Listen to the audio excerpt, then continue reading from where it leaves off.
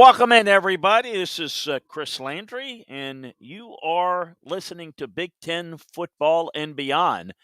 Happy to be with you today as we will break down all things inside the Big Ten. We've got some breaking news with a coaching hiring that is imminent, so we'll get to that really quickly in a nationwide. We're going to get into a number of things today. Going to spend time talking about Mel Tucker's future, the details of that. We'll go through the power rankings inside the league this week as we do each and every week. We're going to take a look at the playoff races and, the playoff rankings that are going to come out and how it affects schools in the Big Ten. And we're going to look at this division races and conference races inside the Big Ten as we are getting down to cases, folks. We are down to the last 4 weeks of the season. 4 more weeks starting this weekend. 4 more weeks of a full Saturday, full weekend of college football.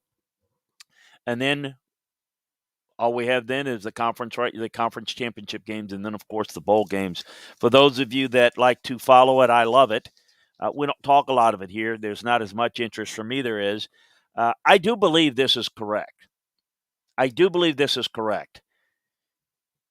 Until the end of Thanksgiving weekend. So for the entire month of November, and it has been this case for a few years, you will have a football game on every night, 7 days a week, if you're a football fan of all levels. College or NFL is what I'm saying. Of course, you know that there's Monday Night Football in the NFL. But starting Tuesday night, you've got MACtion going on. You've got Ball State, Akron, and Eastern Michigan, Toledo, and Miami and Ohio. But then there are Wednesday games. There's Central Michigan, Western Michigan, Northern Illinois, Kent State. Then, of course, you have the Thursday night games. We always have college games on Thursday as well as an NFL one. And then we always have Friday night college games. The Ivy League always has one, and there's usually a couple. This week, Virginia Tech, Boston College, and Utah, Stanford are the Friday night games. You know there's Saturday games. You know there's NFL Sunday, and then Monday Night Football, and we do it all over again. So look for that, something to look forward to for you football junkies that love all aspects of football. A reminder that we got a good message from our great friends at the Daily Tip presented by BetMGM. We are also a reminder that we've got full details of the Landry Football Podcast, full details of everything going on, the full breakdowns of all the games from this past week's action in college football by conference. Got all the NFL breakdowns. We've got that for you. We've got the latest on the trading deadline in the NFL. To this point, the 49ers have acquired Charles Ogumanu from the Texans for a late first-round draft pick. The Steelers have signed Josh Lambo, by the way, of the 49ers. The Giants are looking at potentially moving to Evan Ingram. We'll see if that gets done. For those of you that are wondering, Odell Beckham is not going to be traded today. The Chiefs acquired Melvin Ingram from the Steelers in exchange for a 6th-round pick in the 2020 draft. So keep up to date over all the latest information over at LandryFootball.com in our NFL notebook.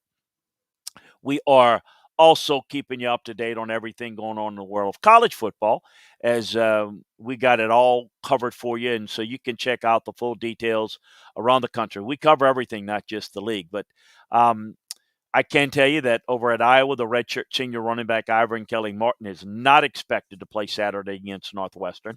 I am monitoring what's going on with Jalen Naylor's hand, who was heavily taped during the victory over Michigan. And so we'll keep you up to date on that.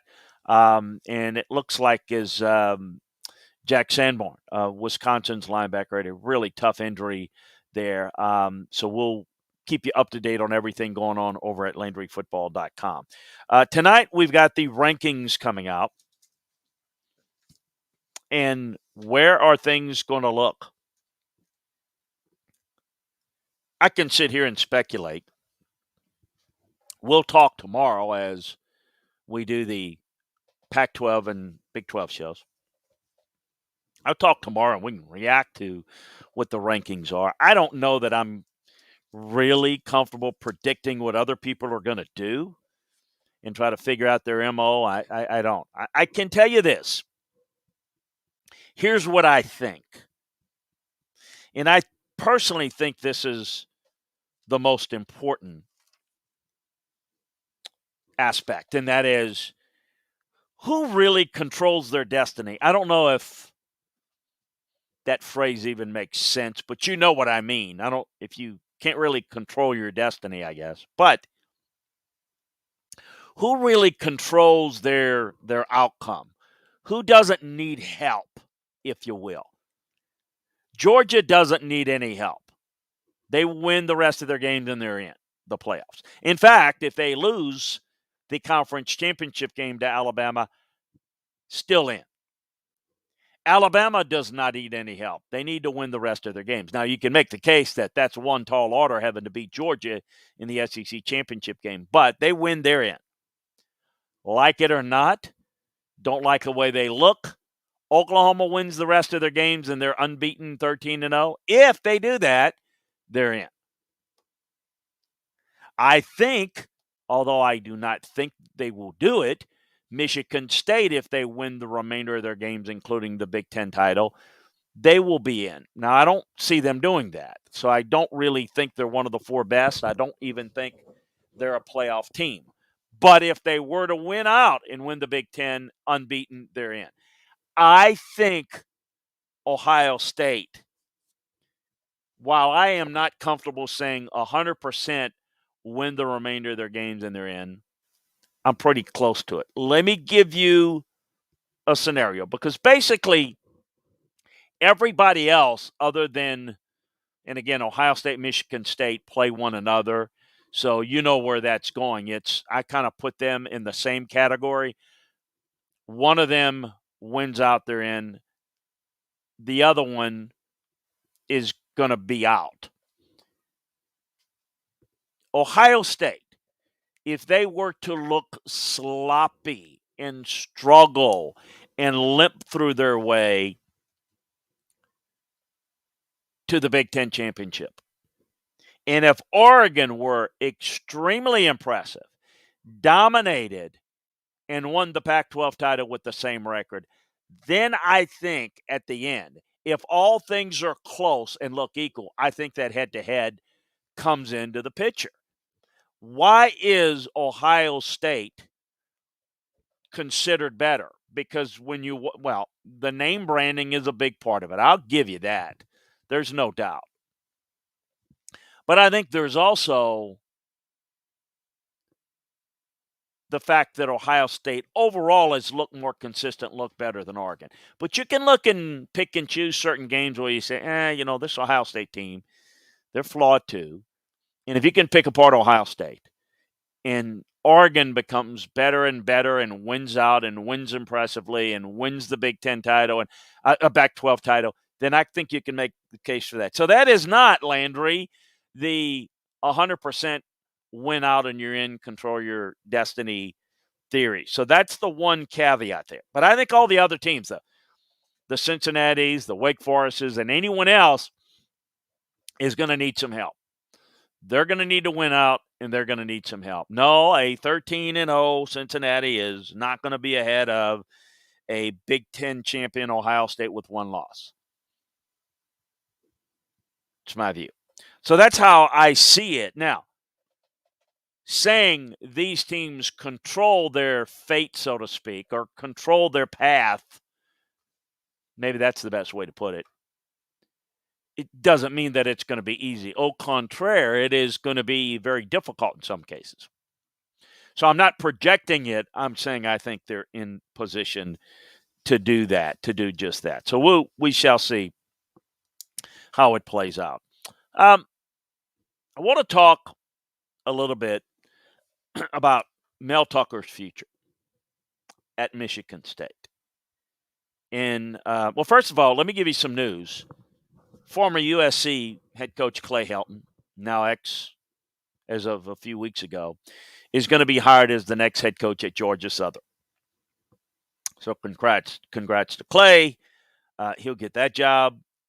Until we're off and running, as we've got searches, as you well know, at a few jobs now. We've got the openings at USC and LSU and Texas Tech and TCU.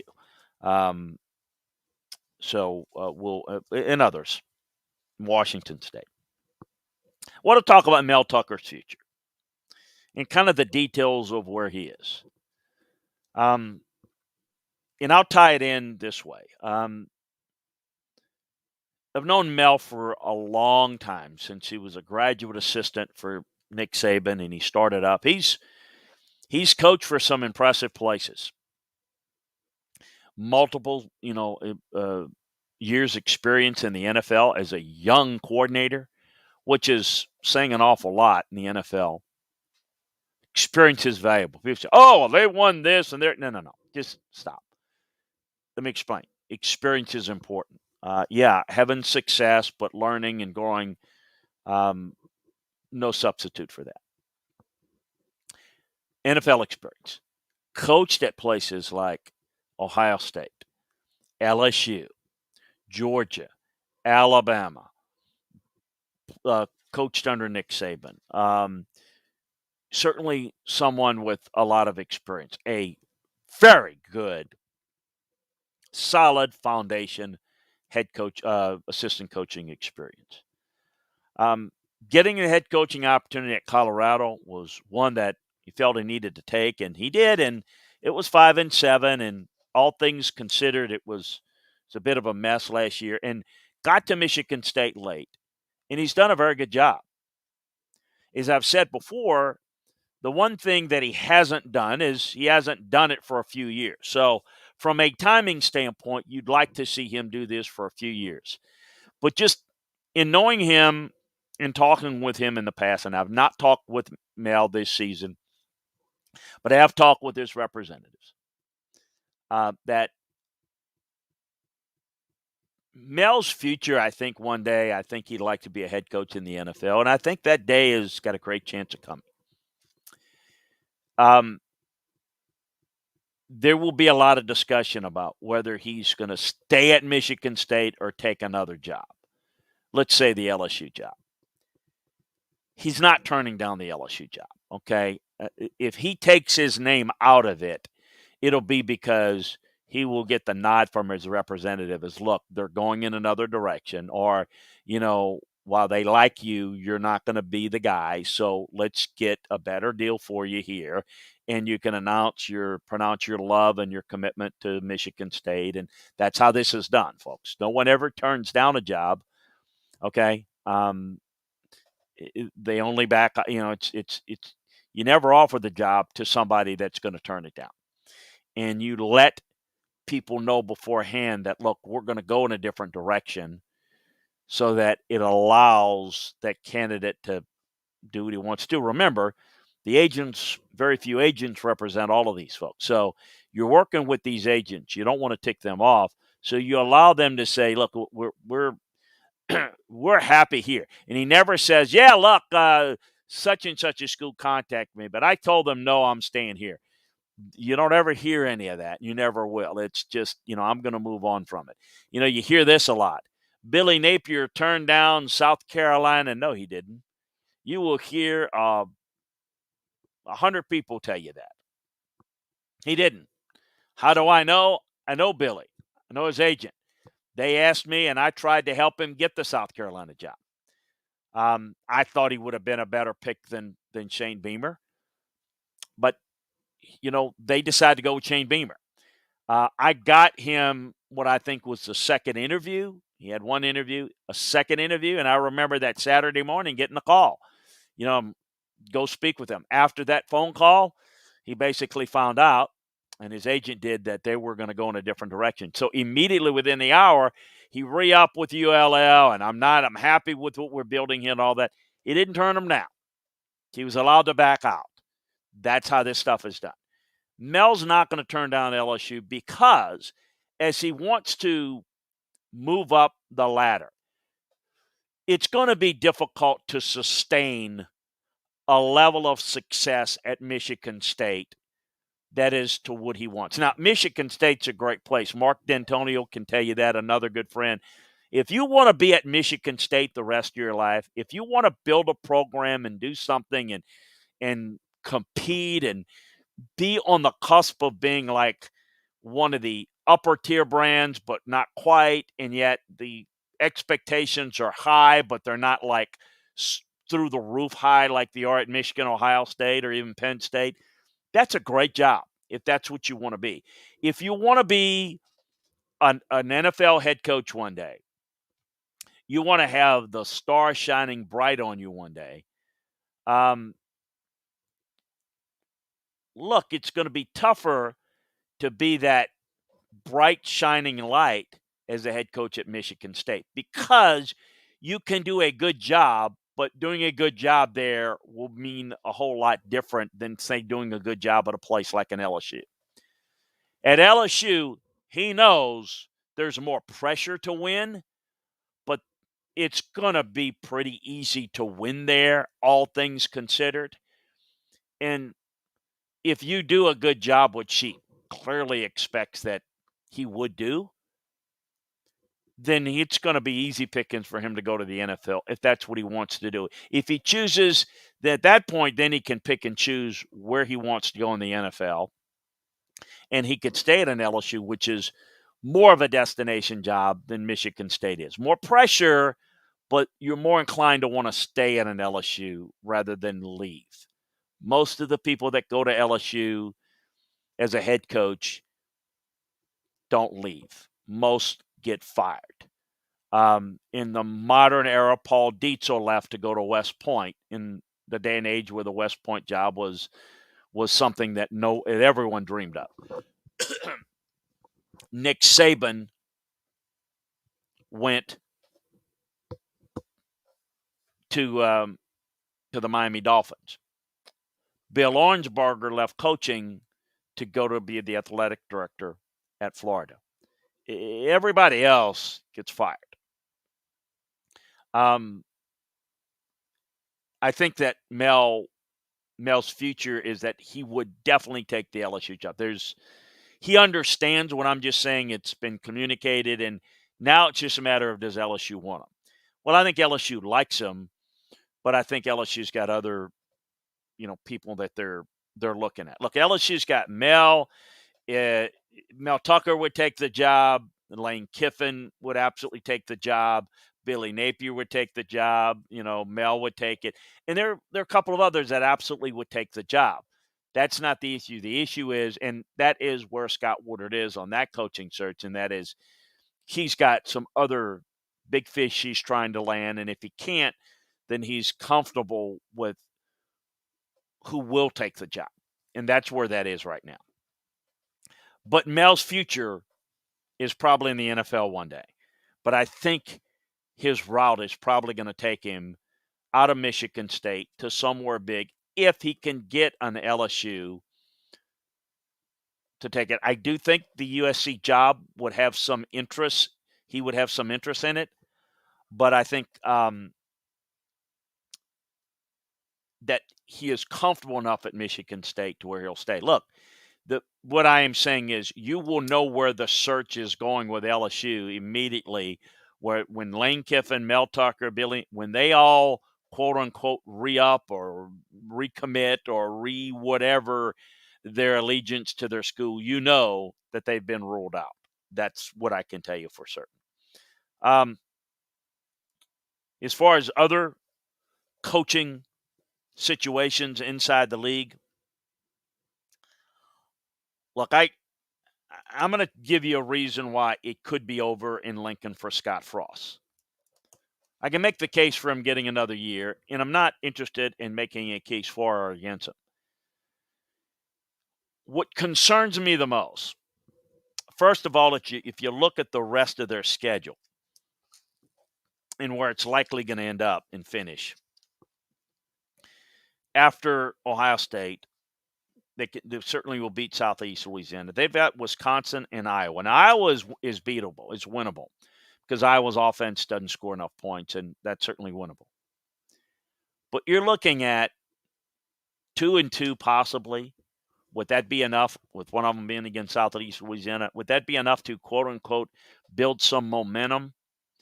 I don't know that it would or wouldn't. I think that 1-3 is more likely. And if they get blown out and are not really representative in a 1-3, then I think that's just going to only make it look worse. Here's why I'm concerned about his future. And there are a couple of things that have come across to me with Scott, and that is he gives the appearance that he just doesn't have the answers, meaning it's almost a defeatist at the end of games. I don't know. We're doing everything we can. We just can't get, it's just, as a head coach, you've got to exude that confidence that you're constantly trying to fix it. You're constantly trying to unearth ways to get it better. He's got to do a better job of that.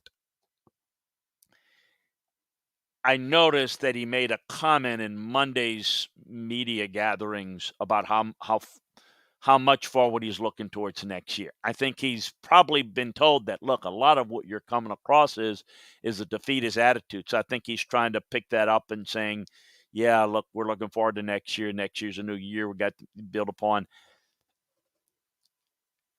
This is going to be a tough decision because he is one of their own. I don't think it's a tough decision in evaluating the program. It's broken. It's been broken for a while.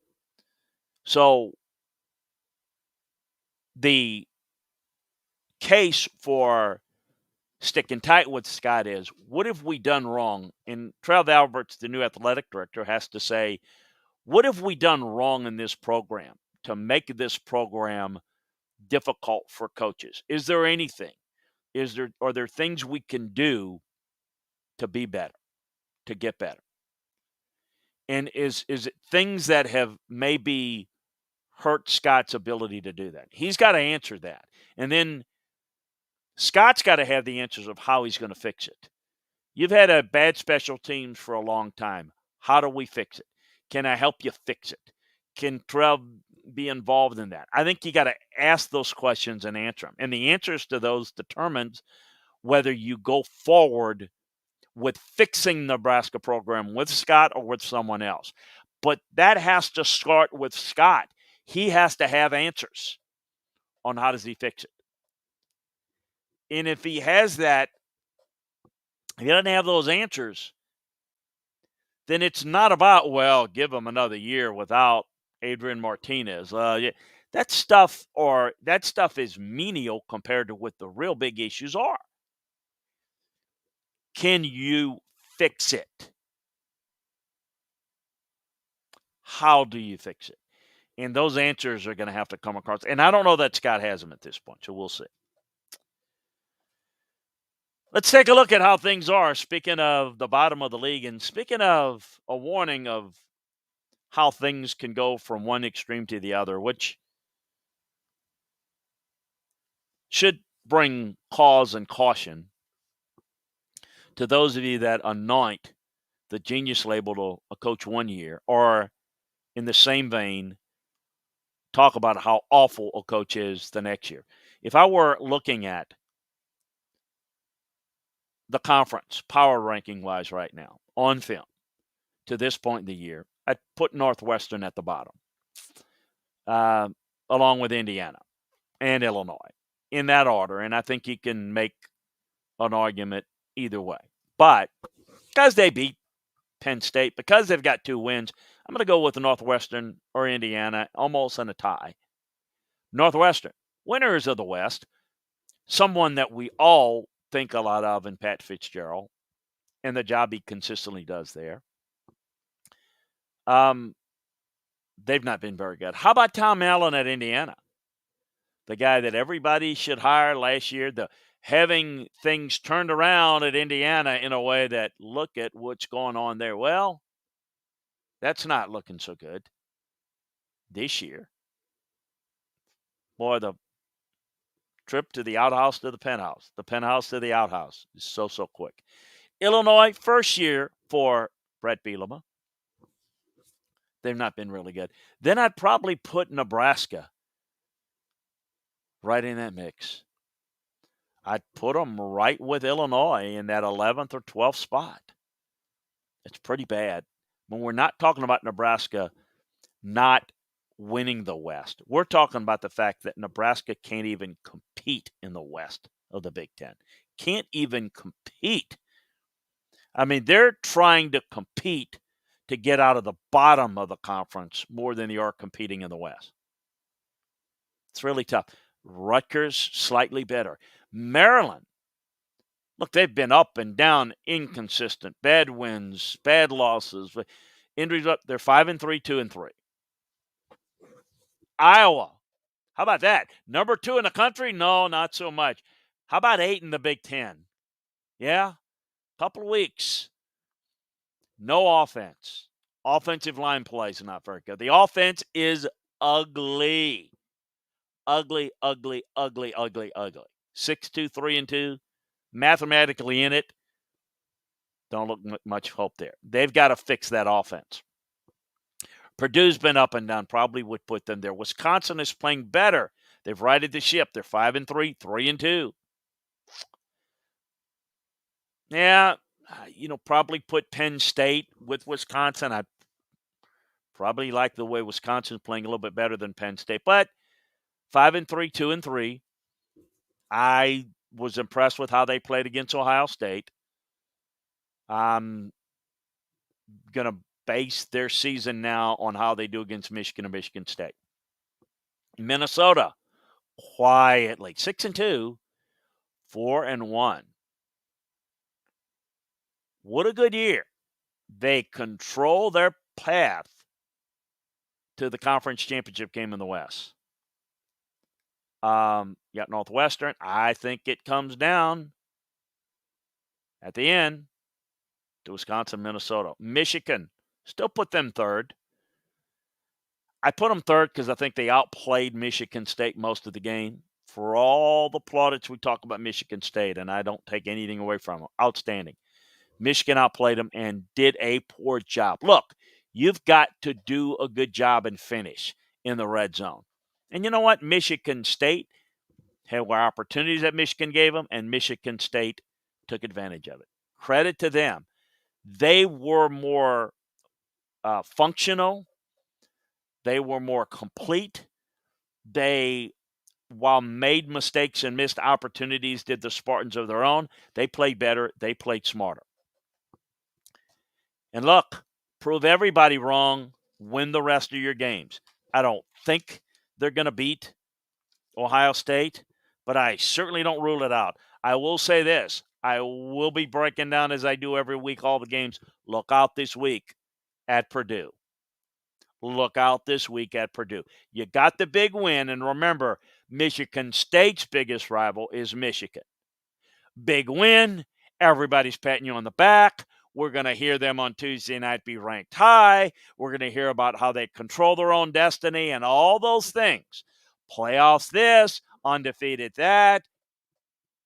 Watch yourself against Purdue. This is a prime game to get whacked because the intensity level buildup is not going to be what it was last week, and the ability to stay focused, mistake-free, watch it. This Penn State defense can play, and you can throw the football on Michigan State secondary if you get an opportunity. That is going to be an intriguing game. Then they've got Maryland, then they've got Ohio State, Penn State. I still think there's one, maybe two losses for Michigan State the rest of the way. I don't like their chances against Ohio State, who I think is still number one. Yes, they look flawed. No doubt they look, again, the flawed Ohio State that we've seen for much of the year. Got any thoughts or questions? Join us in the chat room and bring it to us. I will go into a little depth of what I saw in some of the games this past week, and we will get to that and take a look at next week's matchup. But I want to tell you about our good friends at BetMGM, the Daily Tip. If you're into sports betting, you know how quickly the lines can change. And when you've got a lot riding on those odds, It pays to stay ahead of the curve. So before placing your bets, listen to the Daily Tip presented by BetMGM for the best betting analysis and information. They are fun, informative, and extremely helpful. A lot can change between last night's game and today's odds. The Daily Tip gives you an early look at all the angles. Host Michael Jenkins and Chelsea Messinger break down the big takeaways and make sure you know everything you need to bet smarter. With featured guests like bookmakers, Odyssey insiders, and BetMGM experts, you've always got a fresh take on the action. Your friends will be wondering what you know they didn't. Not that you need to tell them where you heard it. As much fun as it is to bet on games, it's even more fun when you've got the inside scoop. Ready to bet with an edge? Tune in to the Daily Tip presented by BetMGM. Listen weekdays 6 a.m. to 9 a.m. Eastern on Odyssey, Spotify, or your favorite podcast app. So as we take a look at the races, got Minnesota at 4-1, Wisconsin at 3-2, Purdue 3-2. So Purdue's in it as well. So it's not only a trap game for Michigan State, but a very meaningful one for Purdue that no one is really talking about them as a chance of winning the West. I think you can look at Iowa on tape and think, no, they're not going to get it done. Purdue, probably not, but certainly has a chance. And if they beat Michigan State, they'll be talked about more. It's looking more and more like Wisconsin, Minnesota. But let's take a look at Iowa, Wisconsin. And I thought early on, Wisconsin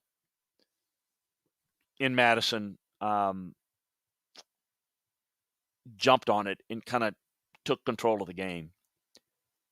We have said it, and it's funny how the narrative eventually changes when people start to pay attention. But a lot of talk about how great this Iowa offensive line is, because it always is. You can tell people are not watching this year. This offensive line is not played to their standard. They are usually very good on the offensive line, and they're young, and I think will be. They've got in Tyler Linderbaum a really good player, but they're not playing well around him. And they're trying different things. They started Jack Plum at right tackle instead of DeJong. Plum continues to fill that role, but he struggled with Wisconsin's pass rush in this game. Mason Richmond made a large hole this past week for Goodson's long run, but they're just they've allowed 24 sacks this year, which is likely going to be the most in the Big Ten. I do think Petrus can play effectively from the pocket with a clean pocket, but he doesn't usually get that. And that is the one thing that you normally get. They can run the football because they establish a line of scrimmage. They give a clean pocket to their quarterback so they can be really functional and they can maximize protection, get multiple guys out and get guys open, work the tight ends, and they're effective enough. They can't do that because it all stems from up front and they can't get it done. If you're going to make some plays downfield, you've got to block better. That's what they have done in the past, what they can't do this year. I thought Wisconsin's offensive line, which hasn't been their best offensive line performance this year, won in the trenches. Iowa's pass rush is limited the last two games. A lot of it is they're on the field a little too much, and they're on the field a little bit quicker because their offense can't sustain anything on the field. They had only one sack as a team against Purdue. They couldn't get done anything against Wisconsin. This Wisconsin's offensive line is talented, playing better. The pass protection hasn't been that consistent all year, but it was this past week. So, Iowa's really good in the secondary. They make plays on the back end, but that can only hold up so much. Iowa's, their path is a lot tougher. It's a lot tougher. They're on the outside looking in. Minnesota's the leader, as we mentioned. Iowa's second with Wisconsin and Purdue, but they've lost to both Wisconsin and Purdue. So they're a game behind, even though they've got the same amount of losses because they've got a game in hand loss. So they're not in good shape. They're not going to make Indianapolis. And it's going to be one of the two others that I just mentioned, Purdue, Wisconsin, or Minnesota. It likely comes down to Wisconsin and Minnesota. Passing offense, Again, pass protection issues, a problem. Overall, offensively, I think they're going to have to look at that, and they're going to have to look and see. It's going to be awfully tough. You know, Kurt having to do something different with his offense with Brian Ferentz, his son. I don't know. I don't know what he does, but I think what they're going to go back into is fixing the offensive line, fixing the run game, and that's the style and the scheme is not going to change for Kurt. But they're just going to have to get better at doing what it is that they do. I thought Wisconsin did a pretty good job. I thought they, in addition to the things that I mentioned thus far, um, they won the turnover battle, and they've not been really good in that area. They got only 10 points off of Iowa's turnovers, but that was more than enough, and it really kind of changed the game around. The outside linebacker, Nick Herbig, was outstanding. Um, I think this defense is really good. Braylon Allen ran the football well. He's becoming a real key guy and a key factor in their offense, and they're changing, and I think helping them play a lot better and doing a great job of making the offensive line to look better. I've said it.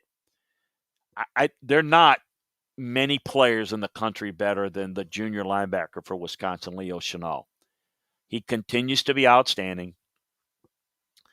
He does it week in and week out. He's been absolutely consistent. So, really impressed there. Michigan State. I thought the whole key to this game and what changed the game was the red zone struggles for Michigan. It cost them the game, the inability, and people understand red zone. You got to score touchdowns. I'm not talking about going for it on fourth down, people. I'm talking about you got to do a better job in first, second, and third down getting in the end zone. Because, of course, you got to settle for 3 points if you don't get it in on the first 3 downs. Of course. But that's the point. You've got to get in the end zone before that so that you don't settle for that. Because that, I thought, kept the door open for Michigan State. And, that was the key. But then if you're going to keep the door open, you got to come back and shut the door in the second half. And they couldn't do that defensively or offensively. And again, if you give an opponent's offense enough chances, they'll get it done. 6 trips in the red zone Saturday, came up with just 2 touchdowns. 4 field goals. You take 2 of those 4 that become touchdowns. Okay. If you take the 4 field goals, that's 16 points you leave on the field.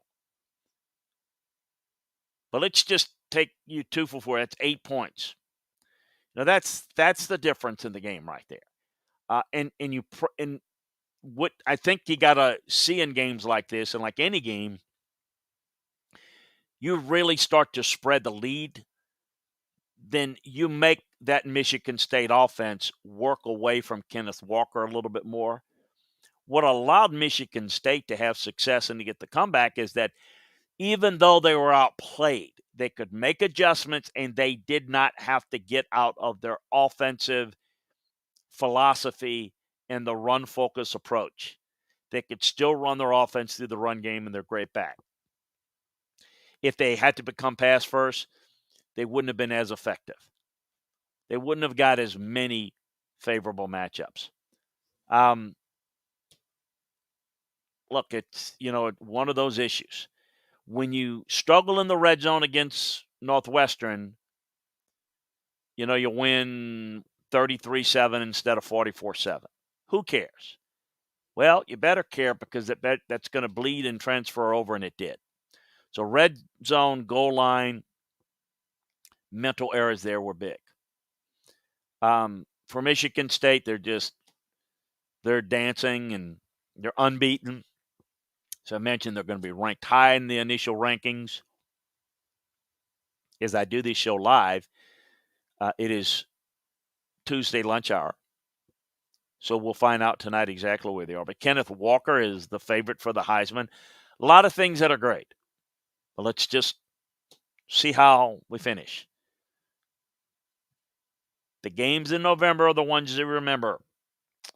Heisman, playoffs. Let's see where we go. Thought Peyton Thorne came up with some big throws when they needed them.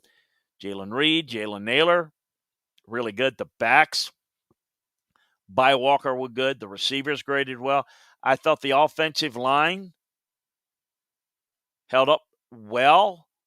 It's not going to wasn't a clinic performance, but it was really solid. I thought the defensive line did a very good job. Thought the linebackers were okay.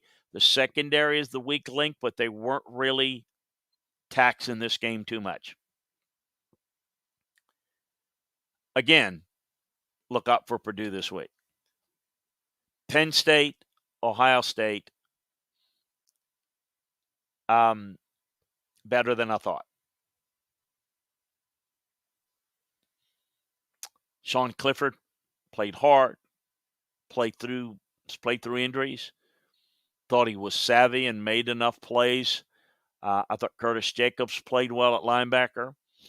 Jahan Dotson certainly been a playmaker for them. I thought Joey Porter Jr. and Brandon Smith and Brisker. I think this Penn State secondary is about as talented as any secondary in the country. They're really good. I mean, we talked about, LSU's nationally. Those guys are basically opted out. But at Penn State's been really good. This offensive line at Penn State's been a disappointment. It continues to be.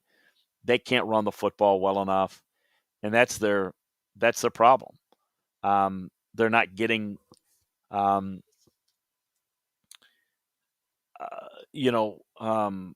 enough success there to control games.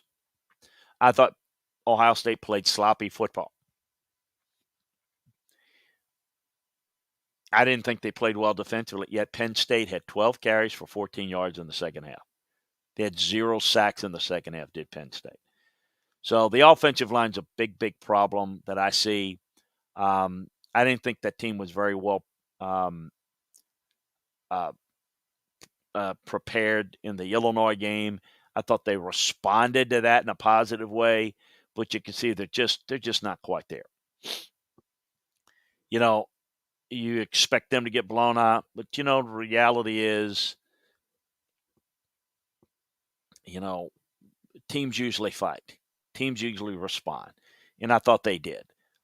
But I thought they were physically and mentally in the game.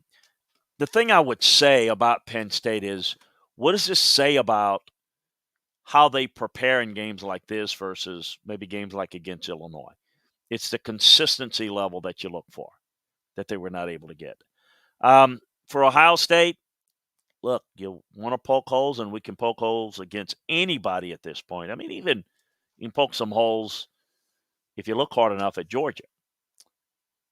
This defense for Ohio State is inconsistent.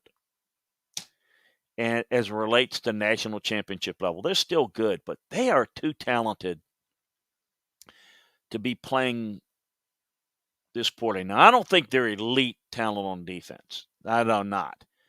But they're good enough to be having a better job week in and week out, and against weak opponents they have, but I didn't think they played very well. I really didn't. When you consider the fact that Penn State can't run the football and Clifford is gutting it out, I mean, where's the lot of soft zone looks, not very aggressive, like they felt like, look, we're going to go back and play a lot of too deep and force you to run the football because you can't run the football. I thought they played this game almost like they were playing a weaker opponent. We're not going to exert ourselves. We're good enough and we're going to win it. That's how it came across to me. So I don't think it was a really good performance by him. I was very disappointed in how Ohio State's offensive line played. Pre-snap penalties. I thought the defensive line, while for Penn State didn't get sacks, they pushed them around more than I thought they would. I think it's as talented an offensive line as there is in the country. And at times this year, they've looked like the best ones. But there are times, no, it just didn't Didn't look it.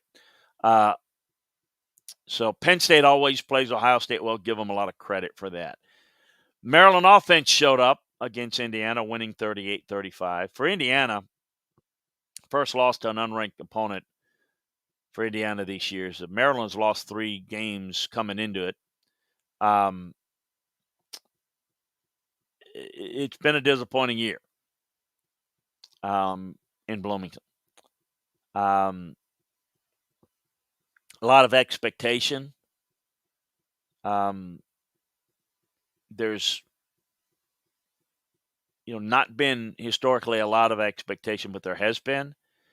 I think they feel like, okay, this was one of those years and we can fix it. We'll see. We'll see how much better they can be, how much turnaround they can have for next year. Pretty clear, that they don't have enough offense this year. Donovan McCulley was impressive, and I think maybe has some future to build around. I'd like to see them play him a little bit more and see what the future is. A lot of the little things that went well for Indiana last year not going well this year.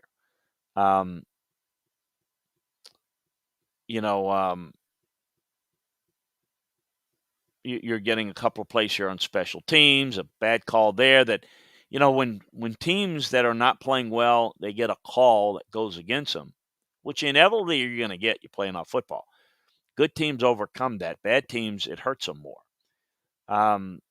Indiana had 65 yards worth of penalties. When you're not very good, you tend to make more mistakes. You tend to have more penalties. It makes it tougher to win, even if you are good. If you're not good and you make more penalties, it's part of why you're not good. It also is a bigger hill to climb.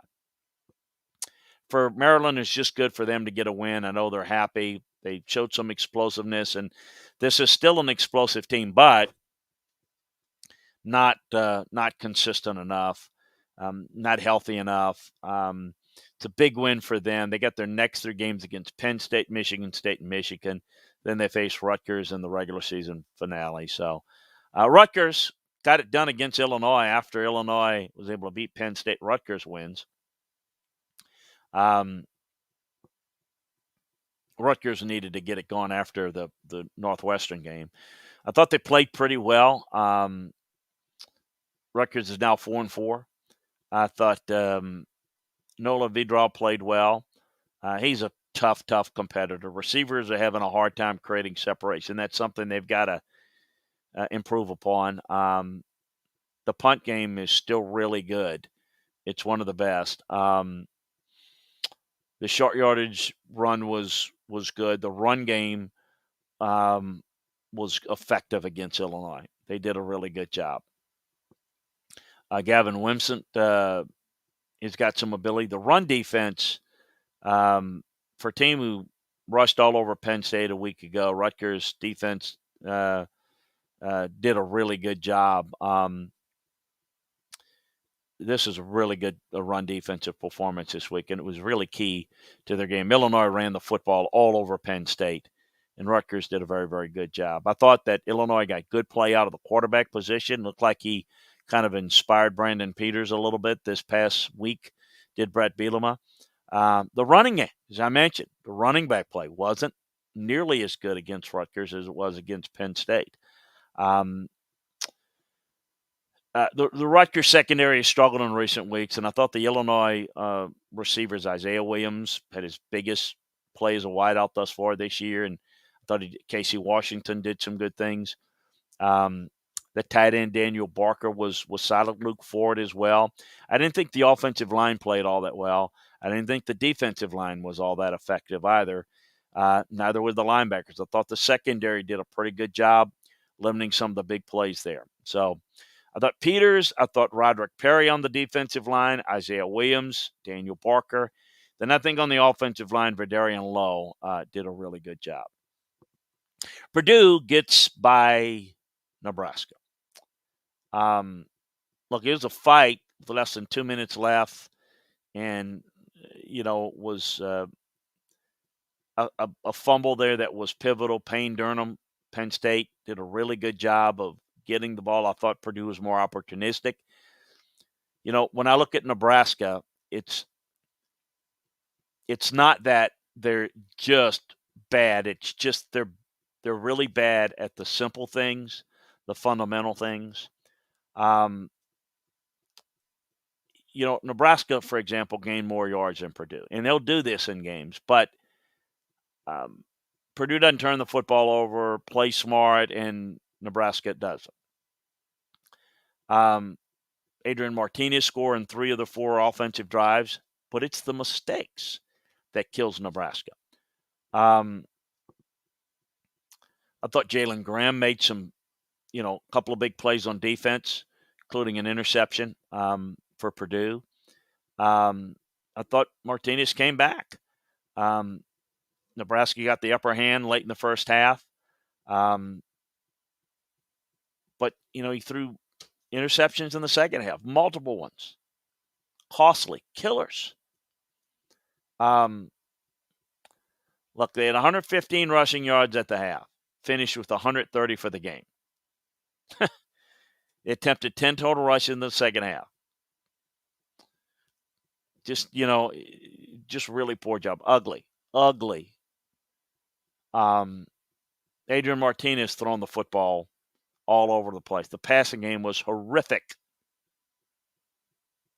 Run defense, Purdue couldn't get a lot on the ground against Nebraska, but it did enough. It was functional. Got 3 yards a carry.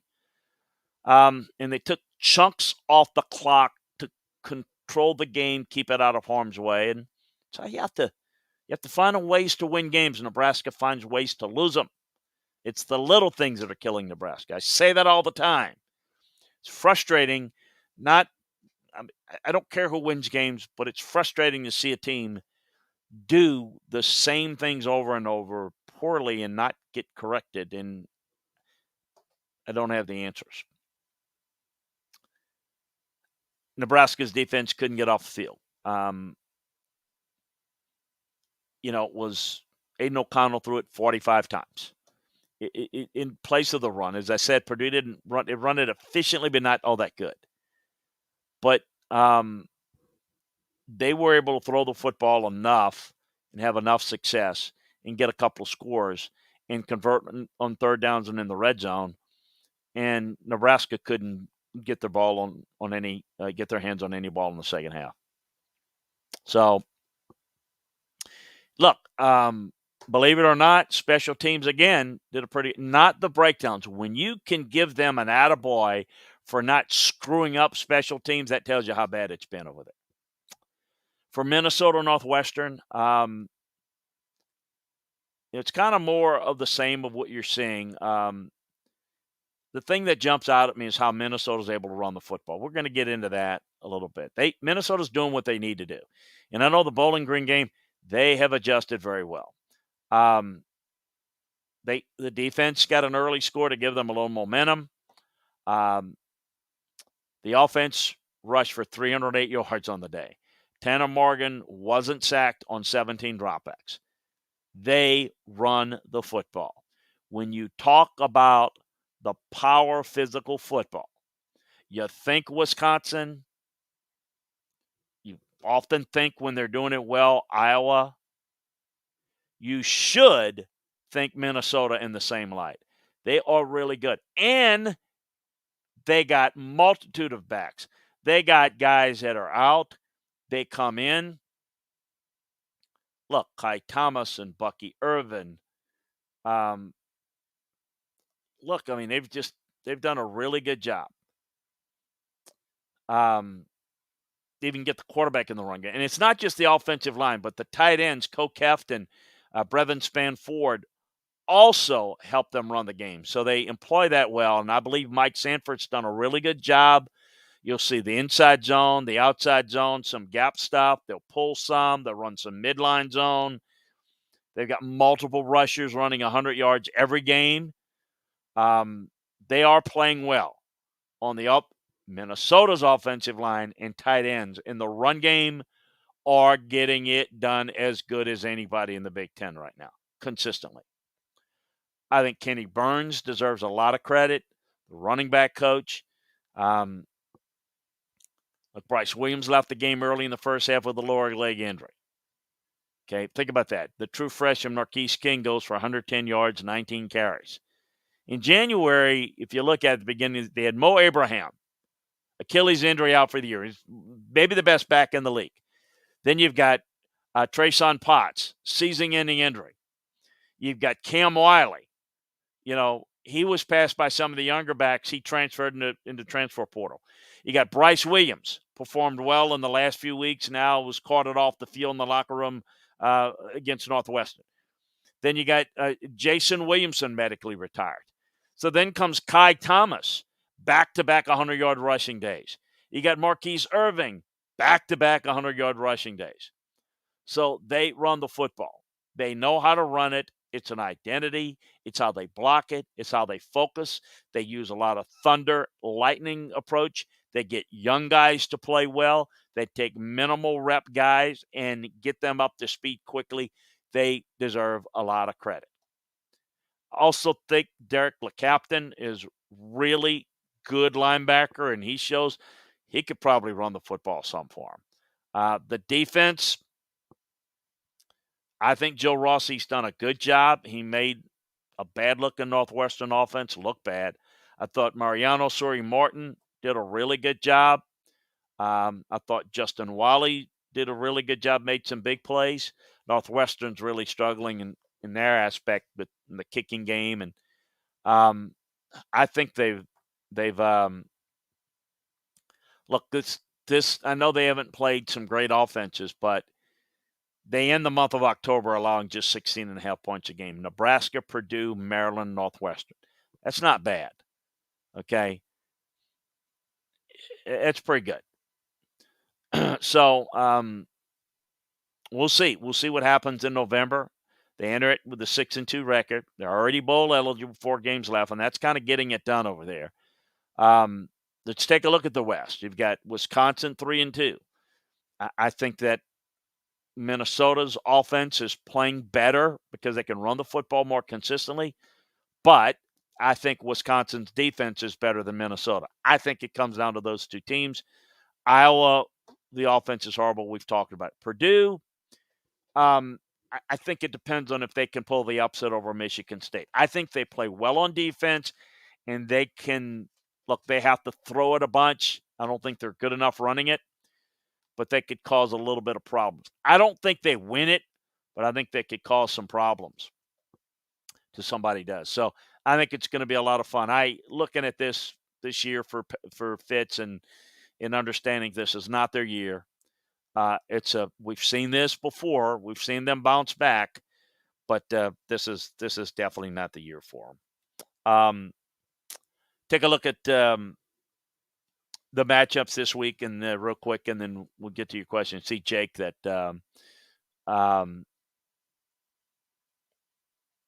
well, Jake says, do any players really stand out in your mind how physically mature they were as true freshmen? Braylon Allen is more impressive every week and doesn't turn 18 until January. Yes, sir. Yes, sir. We've talked about him. I think he's been outstanding. There's no doubt about it. And I think he's definitely stood out. He's definitely stood out, certainly in this league. This week, Minnesota's got Illinois. Should be able to at home.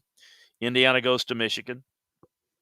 So Minnesota should be able to handle that, and Michigan should be able to bounce back against Indiana. Iowa, Northwestern, Penn State, Maryland, Michigan State, Purdue, I think, is the most intriguing game of the weekend personally. Ohio State, Nebraska, more about how it looks in terms of how it could have an effect on Ohio State's perception as well as the Scott Frost situation. Wisconsin, Rutgers, I think more of the same. Rutgers will play tough, but I think Wisconsin is certainly in good position to win this at the line of scrimmage.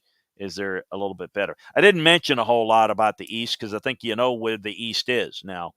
Michigan State has beaten Michigan, so they've got the game in hand, a game lead, and then the head-to-head. I expect Ohio State to beat Michigan, so I clearly think it's a 2-team race between the Buckeyes and the Spartans, and we'll find that out in a couple of weeks. We'll see how that plays out. Hey, appreciate you joining us.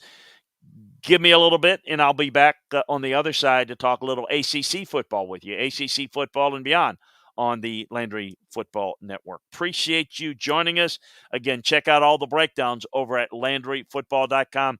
A lot of NFL trade deadline information on the NFL side, all the latest in college football. Check it out. Take advantage of the football season sale. A lot of the coaching information as well. Appreciate you joining us.